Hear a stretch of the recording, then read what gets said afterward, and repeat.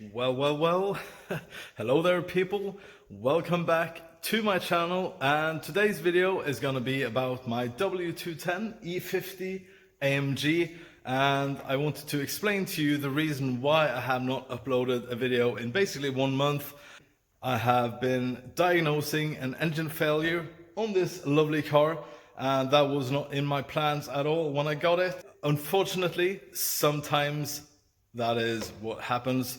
I've done a lot of footage during this diagnostic session to find out what was causing this car to go into limp mode.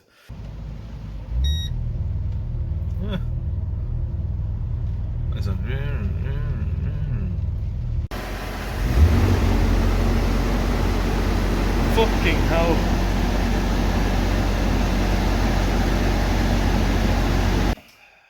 My question to you is basically, do you want me to put together a video with all these video clips?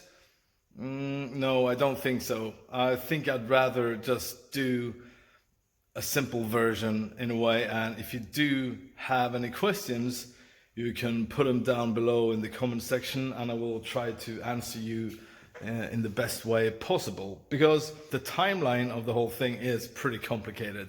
So I think I will tell you what started this whole thing, what the fault codes were. I'm going to show you some wiring diagrams, maybe put in a video clip here and there, and I think we will all be good. Because what happened here was that I was doing something that I love very much, and that was doing some preventative maintenance. And in many ways it was a good example of do not fix what's not broken. This car was working perfectly until I did this preventative maintenance, which were replacing the air mass sensor. But the most important thing to why this happened, I think, was to clean the throttle body. So I'm cleaning the throttle body, and what I do is use lint-free towel with a lot of brake clean, and I used a little plastic bottle that keeps the flap or the throttle flap open gently, because you really don't want to scratch anything down here, and you don't want to cut your fingers either. After doing this preventative maintenance, I took the car for a drive. I obviously did reset the adaptions, like the throttle pedal to the floor, ignition on stuff, whichever. If it is like resetting the adaptions for the gearbox or the throttle body, I think it is a combination of both. It has to do with the memory in the transmission, but also getting the throttle body to work together with the transmission. So I did that, reset, drove off. Well, a little cruise.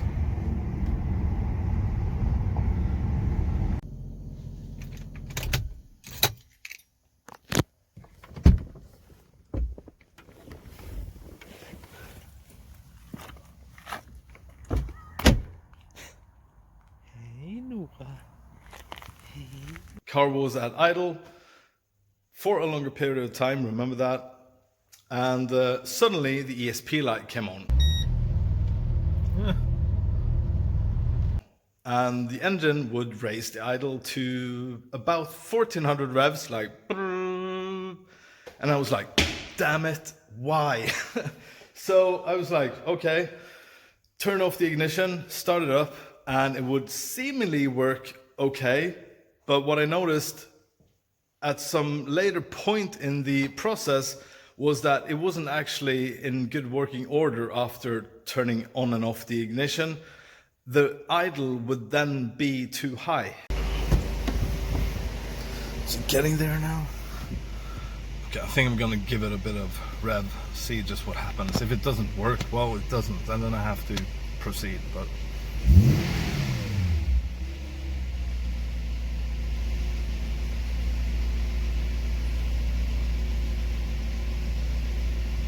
it would never come down to the correct idle in a way, which is like 550.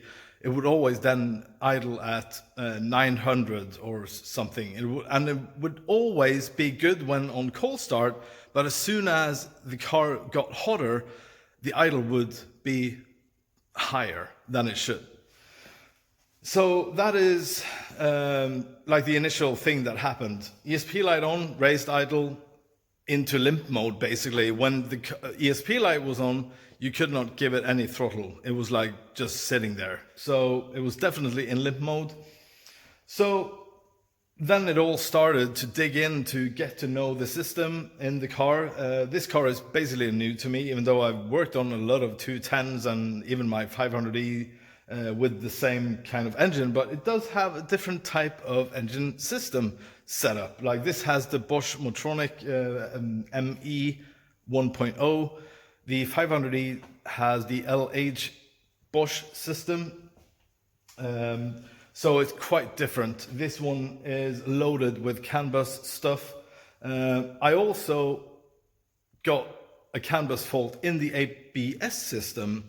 This is the fault that came up. And as you can see, it's the actuator still. This is a fault that appears because of this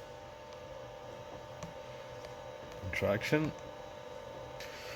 This is a fault that appears because the throttle body is messing up the whole thing. Where it said that the ABS system did not receive any CAN bus signals from the engine management system, which is kind of important, but it's very frustrating at first because you don't know which tail you're going to chase in a way. So are you going to chase the CAN bus fault, or are you going to chase the engine fault, which were p1580 in the engine system, which indicates a faulty throttle body. And that is where it came in with the cleaning the throttle body thingy. I think that is where it all started. But I can't prove it in a way, but it should have rung a bell. Like, well, you touched the throttle body and it suddenly afterwards the throttle body started to act up. So, yeah. But you can't just replace parts after reading a fault code like P1580, that's a faulty, or it deals with throttle body issues. Like it said that there's an issue with the throttle body. So it can be tons of things. So you will have to dig out the diagnostic tools, your scope, your test light, everything, and your knowledge is what you have to use here. So that is what is going to take the most of the time doing work like this. This is the manual steps that Mercedes wants you to take. These are wiring diagrams that I have that I want to show you.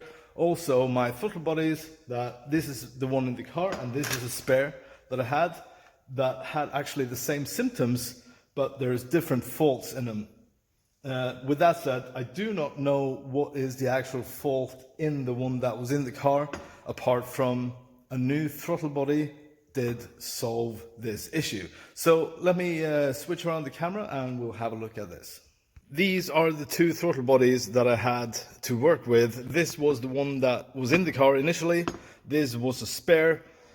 This is the wiring diagram for the throttle body in a way.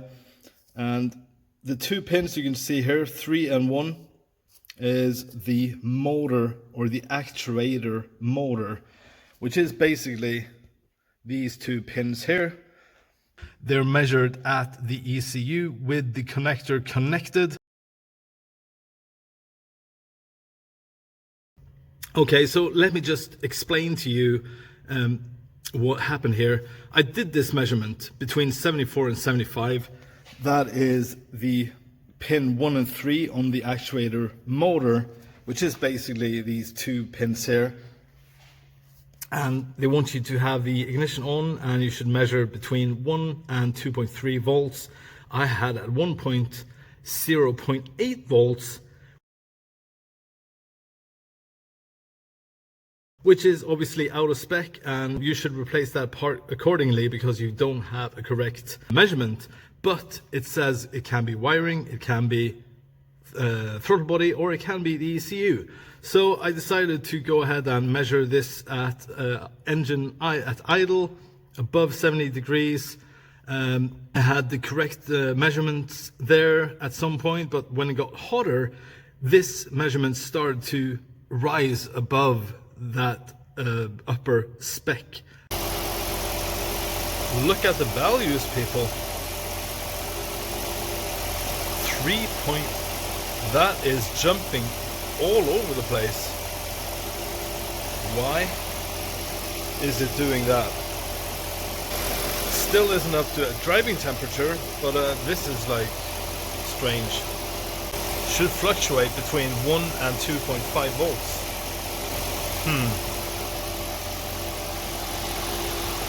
So it was like way out of spec. The resistance of the actual motor was never above 10 ohms.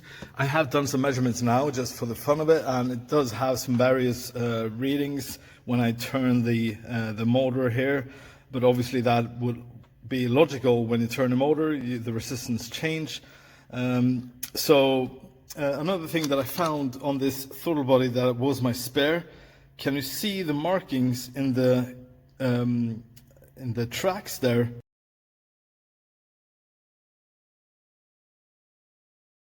That can be the cause for this throttle body to act up, but I don't see any markings in the tracks on this one that was in the car originally. So I think it has to do with the resistance of this motor when it gets hot. So the only thing that can be faulty here is basically the motor, which is again what you're actually measuring. But the problem is that you really don't know if this is an input value or an output value. Or is it a reference signal like back to the ECU, or is this voltage that is put out from the ECU to the motor? So that is what took so long to wrap your head around in a way, and to make a decision based on these readings.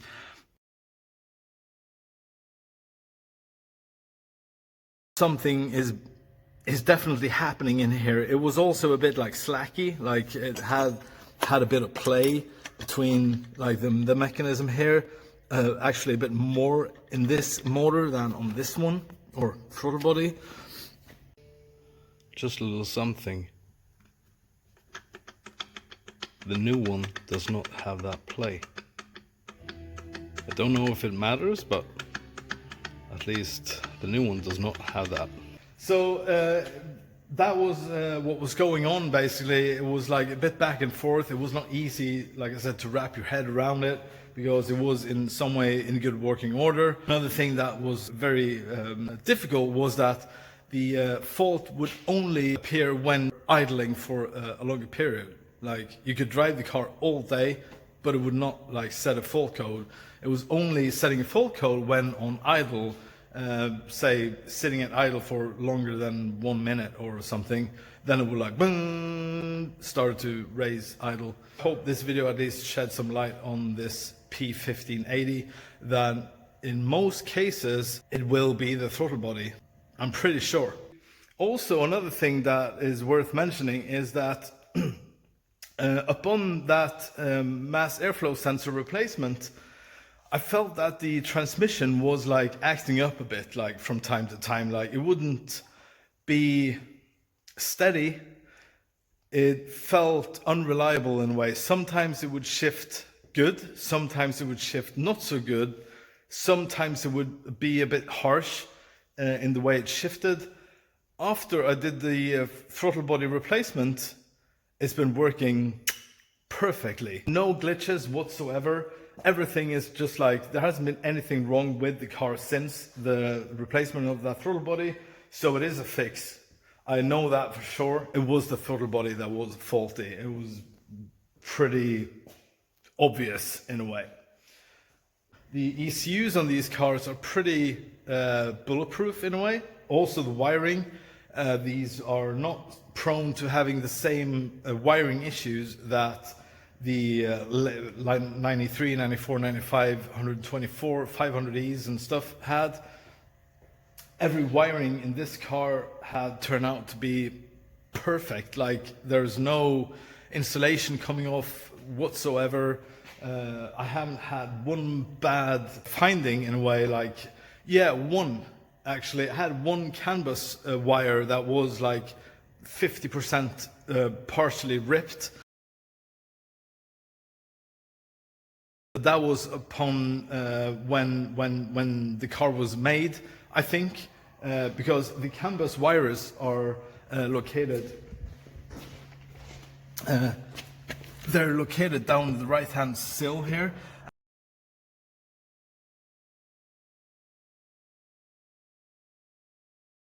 And they don't have any like CAN bus connectors.